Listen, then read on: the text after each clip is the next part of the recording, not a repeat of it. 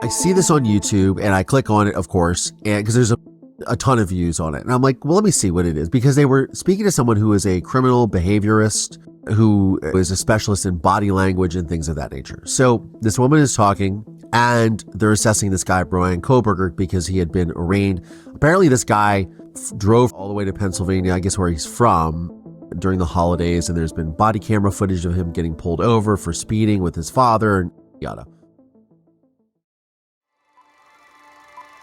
Testimony continued today in the most notorious criminal trial in Richland County history.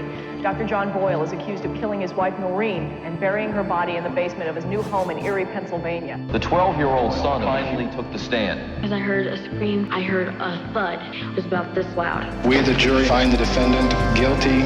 When I was 12 years old, my testimony sent my father to prison for murdering my mother. This podcast serves as a type of therapy and reconciliation for myself, and it is my hope that it helps anyone who has experienced deception, betrayal, and dark trauma. I'm Collier Landry, and this is Moving Past Murder. Hey movers, welcome back to another episode of Moving Past Murder. I'm your host, Collier Landry, and what's going on? Happy New Year 2023, everyone. It is going to be a great year. I know it for certain. I can feel it in my bones. I mean, look, 2022 was a great year for me, and you guys were a part of that. This year is going to be no different, and I'm really excited. I think about every year, like my New Year's resolutions and what I'm going to do, and I try not to really have New Year's resolutions, but I did ask the phenomena that is ChatGPT, and if you guys are not familiar with ChatGPT, it's something that came out the end of November of last year, and it is an AI chat thing that you can ask questions to. Now, it doesn't know anything like of recent history. Like I think it stops at like 2021. So you can't ask it like questions or statistics about the pandemic or about sports or like recent events, right? But it is a great little thing to bounce off of. And I said, ChatGPT, what percentage of New Year's resolutions are actually kept? And it says, it is difficult to determine an exact percentage of New Year's resolutions that are kept, as different studies have produced varying results. However, it is generally believed that relatively small percentage of resolutions are successful in the long term. One study found that 25% of people were able to stick to their resolutions after just 1 week, and another found that only 8% of people were actually able to achieve their resolution. But then it offers a little bit of hope. It says, it is worth noting that the likelihood of success can be increased with proper planning and support. I am a big planner.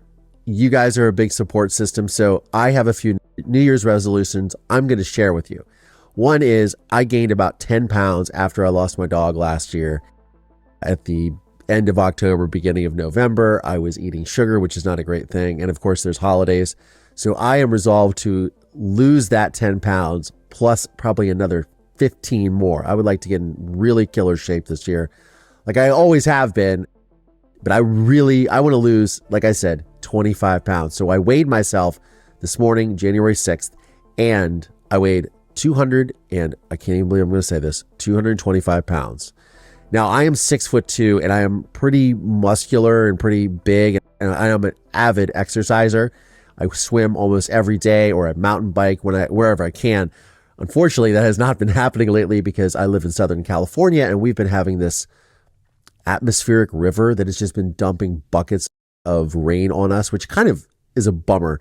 And I know that half the country is in a deep freeze off and on and all of that, but it's a real bummer to our lifestyle here. So I am determined to get out on the bike more when the weather permits. It's sunny today, thank God. So maybe I'll go for a ride.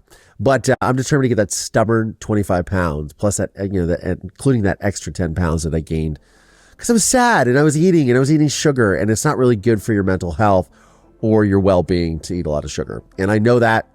Bad boy, slap myself on the hands, but that's my New Year's resolution. And you guys can hold me to it because I'm going to check in. I don't know if I'm going to do it every week, but with my weight loss goals over the next several months, if not the entire year. I want to lose it like in the next 4 months. I want to, I'm a guy. We are fortunate enough to be able to lose weight fairly quickly, but we'll see what happens. The second thing that I really want to do this year, and it's just really dependent upon how the podcast goes, is I want to have more episodes of the podcast come out. I'd love to release 2 a week if I could. We'll see what happens with that. That is one of my goals this year. Also to grow my support system in Patreon, which helps support this program. Also to really be able to engage with more mental health people, more people in society and mental health. I know that a lot of this podcast was started on the foundation of true crime because, look, I made my film A Murder in Mansfield. I am a true crime survivor, and I share things like my father's letters and my personal story. And I want to share more of my personal story on how I came to even make that movie, what my life was like in California, why I'm even here in the first place doing this podcast. But I also want to engage with people that I think are very interesting to me. And look, I've had a ton of guests on this program. I'm saying like all the guests I've had are fantastic, but I want to sort of start to away from so much true crime that as a true crime survivor, I definitely want to engage more on the mental health of all of it. And that is going to kind of segue into my topic today. So I was on a TikTok live a couple of days ago. Now, every week I do Instagram lives at 11 a.m. Pacific, 2 p.m. Eastern, every single week to engage with you guys. And I've started going on TikTok recently. I have a large TikTok following, but I've started doing lives on TikTok more. And I'm probably going to do those every week as well, right after the Instagram ones. And that's one of my goals, is to do that this year as well. But somebody brought up something that was really interesting to me. And they said, what do you think of this Bryan Kohberger, the Idaho murders? And to be honest with you, I don't know very much about them at all. And I, as someone who has been a victim and who got into sort of the true crime space, and this last year, 2022, the podcast grew so much, and I went to things like CrimeCon, and I met fellow survivors like Tara Newell, Kara Robinson Chamberlain, Lee Corbin, Sarah Turney, obviously, Lenora Claire, a bunch of advocates, unfortunately mostly female, because that is sort of unfortunately how crime is perpetrated a lot of times. But I met a lot of people in that world. And I also met a lot of people that have true crime podcasts or shows. And I started really seeing the effects of true crime on survivors and on people whose stories are exploited. And so I just really don't get into true crime just because I think it's sort of a space that is I feel like, and I've talked about it a lot on this program, I feel the obsession with true crime is not ultimately a very healthy thing, at least not for me. I can't speak for other people, but I feel like when you're constantly thinking about murders and violence and toxic behaviors of other individuals all the time, it really is not great for your mental health. I know I feel bad about looking at it, and I'm going to get into that. So somebody asked me about these Idaho murders, this guy, Bryan Kohberger, who I believe that's his name, and what I thought of them. Well, my initial reaction was, I think it's horrible. There's murder. 4 innocent college students were murdered, and that is terrible. That is terrible for them. That is terrible for their families, their friends, their community, the school as a whole, the university. So I always approach these things with a victims first mentality. And even though I read my father's letters on this podcast to share with you guys what psychopathy looks like, what narcissism looks like, I type into YouTube because I was like, you know what, let me educate myself about this. So because people were sharing with me different things on that particular live, and they were saying, this happened and they found this evidence and they did this. And then some people chimed in. They said, look, no, that's not true. The only thing they found was this DNA evidence here and this. And I know that there's been a bunch of updates. It's January 6th. There's been a bunch of updates since a few days ago when I was engaged in this conversation, which was January 3rd. So I understand that there's updates, but I go onto YouTube and I'm like, let me just look at this. And the first thing that pops up is this thing on, I believe it's the Fox News Nation. I see this on YouTube and I click on it, of course, and because there's a ton of views on it. And I'm like, well, let me see what it is, because they were speaking to someone who is a criminal behaviorist who is a specialist in body language and things of that nature. So this woman is talking, and they're assessing this guy, Brian Koberger, because he had been arraigned. Apparently this guy drove all the way to Pennsylvania, I guess where he's from, during the holidays, and there's been body camera footage of him getting pulled over for speeding with his father. And I'm probably telling you guys this, you already know. He was extradited back to face these charges. Now, this woman is assessing his behavior and his mannerisms, and there's very limited footage of this. A lot of them are photographs, really. But she says something to the effect of he was walking, people were filming him, and he was walking in handcuffs in his jumpsuit, orange jumpsuit or red jumpsuit. And she says, look at him. He's very solemn after talking to the judge. So that tells you something. And I'm like, hold on. Anyone that goes to court doesn't like being in court. It sucks. And you're always solemn. Then she starts talking about his mannerisms of blinking his eyes and biting his lip in the courtroom, supposedly is what he was doing. And then that shows he's having anxiety and therefore he must be guilty. That's what she was alleging. And look, I am not here to debate this guy's guilt or innocence. I know that there's evidences come out against this guy. I was talking about it with somebody yesterday. They said, oh, there's all this evidence. But what I am concerned about is somebody on a news program saying he killed someone. Because to me, we live in a country where you have a right to a fair and speedy trial, right? And I think what I'm getting into, and this is something that I'm actually going to discuss with a guest of mine next week named Dr. Danielle Slakoff.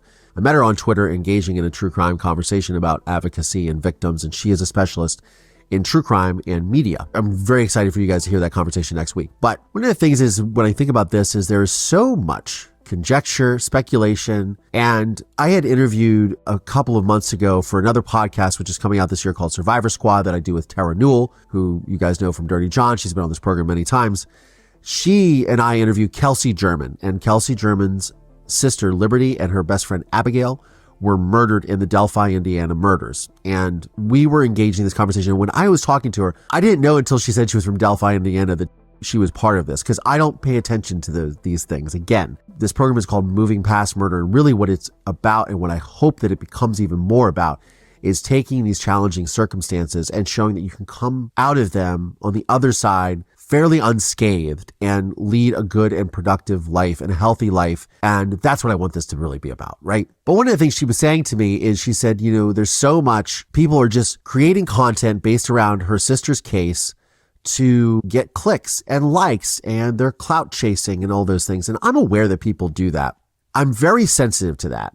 And so I see these YouTube videos, and to speak to her case, I remember somebody was telling me, there's guys that do CAD drawings of the bridge and an assessment of when the murders occurred. I'm just thinking to myself, that is a lot. And I know that media is exploitative. It absolutely is. But I think, and there's a point to all this, I think back to how much conjecture is created and how much content is created around these cases, and everybody weighing in. The Monday morning quarterbacks, the armchair detectives of, there's this. The only people's opinions that really matter are that of the jury, that of law enforcement that is gathering evidence against these people. And that's all that matters. And speculation really only hurts, in my opinion. And I think back to what would have happened if this all, and I know that people did speculate and have all these ideas around my father's case, but there was no internet. There was no TikTok. There was no YouTube, right? At that time. I shudder to think what would have come out at that time if those things were actually a reality at that point in time. And because it seems like everybody has an opinion, and I'm not doing this to excoriate or put anyone down for doing it. Look, we're all going to talk about things. That's just human nature. But when people are trying to seal cases and seal evidence so the public doesn't have access to this, the speculation just becomes polarizing, like everything has these days. If you don't believe me on this, then you're wrong, and you don't like this person, then you're wrong, and you're bad, and cancel you. And it's really unfortunate, because all of this ever does is hurt the victims, the survivors of the crime, the actual people that are affected by it in law enforcement. And also, look, I don't know if Brian Koberger is innocent or guilty. We will see how it all plays out. But also, if you're putting someone on trial in the court of public opinion, as often happens, and I remember the O.J. Simpson trial, and it was dragged out for so long. I believe the trial was almost a year. It was happening when I was a senior or junior in high school, senior year. Yeah, I guess so. Yeah, junior year, something like that. And I just remember all the speculation around that. And look, I grew up in Ohio. I can't even imagine what it was like living in Los Angeles at that time where it was all going on. And I understand that media does this. And there was another unfortunate thing that was very traumatic that happened in the sports world this week where a safety for the Buffalo Bills named Damar Hamlin literally collapsed after tackling a member of the Cincinnati Bengals on Monday Night Football. And he had to be resuscitated on the field. There was CPR. They canceled the game. The game is now, I think, been permanently postponed as far as I know. And I just remember all the outpouring of people like, oh my God. And his charity like was trying to raise $2,500 and ended up raising like $5 or $6. I have no idea what it's up to. It was like $5 or $6 million or something, which is incredible. Like that's amazing that people rallied behind that. As someone who's a sports fan, I would also see everyone weighing in on every topic, all this, and we're going to talk about this. And it's like, my God, a man almost died on a football field. And apparently as of today, they've taken his breathing tube out and he's okay. And he's responsive and now he's talking. And that's amazing because, I believe that he was dead for a moment on that football field. And because of the excellent work of the on-field staff and the training staff, and there was medical doctors there, and they saved this man's life, which is incredible. And thank God. But yeah, he's shown a lot of improvement. But I just see like everyone jumping into the feeding frenzy. And I understand that's part of media.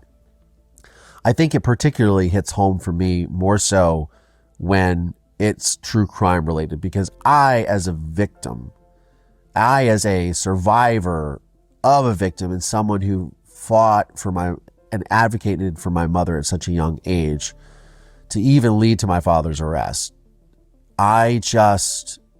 my heart goes out to these people because their lives are just being exploited. And I've talked to people about this on this program before, but I see this, but it's like a feeding frenzy with these Idaho murders. And I think when I'm thinking about New Year's resolutions and I'm thinking about mental health and all that, maybe just take a break is what I'm saying. Maybe take a little bit of a break from being so obsessed with these things, because at the end of the day, we're talking about murder and crime.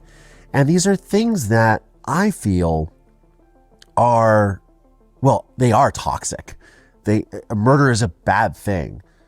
And victims, families going through pain and tragedy is a bad thing. I mean, I just think about when I was in college, and I don't remember anything like this happening where I went to school, which is Ohio University, go Bobcats. But I do remember what it was like to be in a college community and to have something like this happen. Everyone's going to feel unsafe. And even when I was talking to Kelsey a few months ago, her town of Delphi, Indiana was something like 3,000 people. And she was saying, much like I would say that my community, Mansfield, was like, where, you knew your neighbors and you guys interacted and, hey, you want to come over and borrow a cup of sugar? Yeah, the back door's unlocked. No problem. Go right in. And they were living in fear until their suspect was apprehended over 5 years later. And just the conjecture that just goes on with all of this, the speculation, everything, maybe it's just time to take a little bit of pause. And so back to what I was saying about this behavioral specialist, because she's assessing this and then she starts using language like, well, he killed them, he murdered them because he was part of this group and this NSFW or something like that, which means they're people that are angry young males that aren't having sex and all this. And I don't know what this guy was into. There's a lot of people that are into a lot of shit that I don't understand. That would be one of them. Her rhetoric was very much like, he's guilty. And it's one thing to have private conversations, private people having these things. But when people who are in a place of authority or considered quote unquote experts that are on news programs saying this, it was just disturbing. And then she started going into how his father was dressed in the courtroom showing up and he wasn't dressed appropriately, and I don't even know what he was wearing because she didn't even really describe it. Maybe he was wearing shorts and they didn't like that. I have no idea. And then also his father had filed for bankruptcy 12 years ago, a dozen years ago, like 2010. And therefore his father wasn't a good role model for him. I don't know what someone going into bankruptcy has to do with someone murdering students. I have no idea what that connection is. I'm not an expert in that field. But the way that it's almost like this sort of grabbing for straws type stuff that I find it really poisonous. And this is not to say that this is just Fox. Then I click over to a video on CNN, and it's the same thing. It's the same rhetoric. Everyone is judging this guy. And I'm not saying the guy's guilty or innocent. I have no idea, because you know what? I know for a fact one thing for certain. I was not there. I have no idea. What I do know is what it is like to have this sort of speculation and this sort of dialogue. Oh, why did they do this and that and blah, blah, blah, and fear mongering and all of these things that surround cases like this. Like, as someone who's been through all of this, I share letters on this program of my father speculating and raising and going on radio programs, which I have more tapes of that I'll be sharing in the next few weeks, couple months into this year, of my father, speculating and raising questions about my mother and saying my mother was involved in all this criminal activity and that's really what caused her murder. I mean, it's utterly fanciful, but it's very interesting to me, but it's also hurtful. And I think about when there's all this speculation that goes out around these cases, that when I think of New Year's resolutions, I think that maybe we could all resolve to be better people for things that don't really involve us or don't really concern us. It's one thing to have an opinion, but when I see these people constantly commenting on it and YouTube video after YouTube video, it's like some people just need to take a moment, take a step back and say, what if this was my life? And I know a lot of true crime fans indulge in the fantasy of solving murders and wanting to be involved and catch the killer in the case, and that spawns so many groups. And I've been made aware of this in my last year of sort of speaking to a lot of people that are in the true crime world, that there are people that have organizations that are finding facts and looking for cases and gonna go ahead and we're gonna be the ones to catch this guy. We're gonna do this. I mean, I watched a documentary a year ago now called Don't Fuck with Cats. Don't F with Cats. And in that documentary, what I found terrifying was not only the fact that the guy was a complete psychopath, and that was really scary to me. And I watched it. I had no idea what it was about, by the way. But then what was even more terrifying is the fact that there were so many people that were able to access information to help apprehend this guy, which was a great thing, by the way.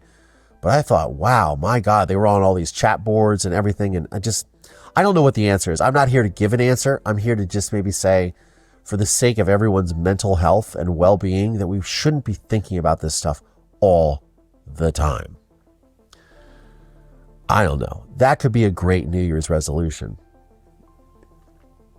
I don't know. That could be a great New Year's resolution. I don't know, but who am I to judge what other people are doing? Anyways, it is a free society, but just saying, as a sort of aside, when you're thinking about these types of things, maybe consider that other people's feelings are in place, because all of the victims that are involved in this situation are, even the students at the university are now going to have to move on with their lives and hopefully come to a sort of peace and understanding that they're going to be okay. And I mean, look, I still have nightmares about my father murdering my mother. I shared on last week's episode that I had a nightmare that I thought he was coming into my room 2 days before I recorded the episode. That is some stuff, that is trauma, really does stay with you. And there's a book that everybody keeps telling me to read, which I am going to finally read. It is called The Body Keeps the Score. I'm going to check into that because I'm finding that, oh yeah, there's a lot of things that I don't know. And I've done some recent interviews with other friends of mine and listeners, audience members that have gone through trauma of murder and things like that. And we're discussing these same things, these same issues of how they heal and what their process has been moving forward, moving past their trauma. So it's going to be some great conversations that you guys can look forward to here in 2023. I am so excited. Also, I am going to get the 23andMe test. I swear to God, I'm going to do it this year because I want to find out more about my family that I don't really know.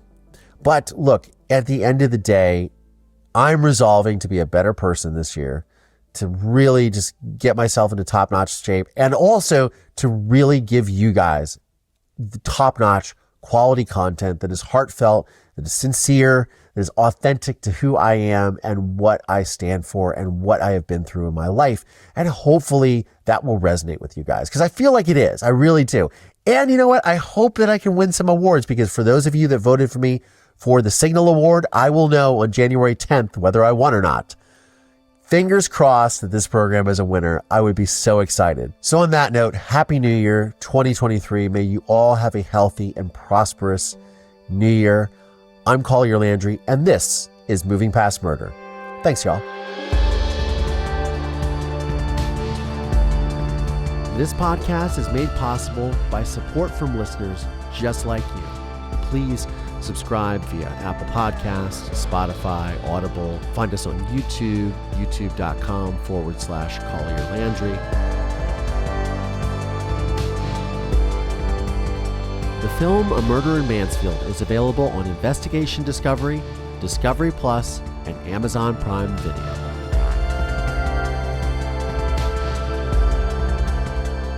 This podcast is a production of Don't Touch My Radio.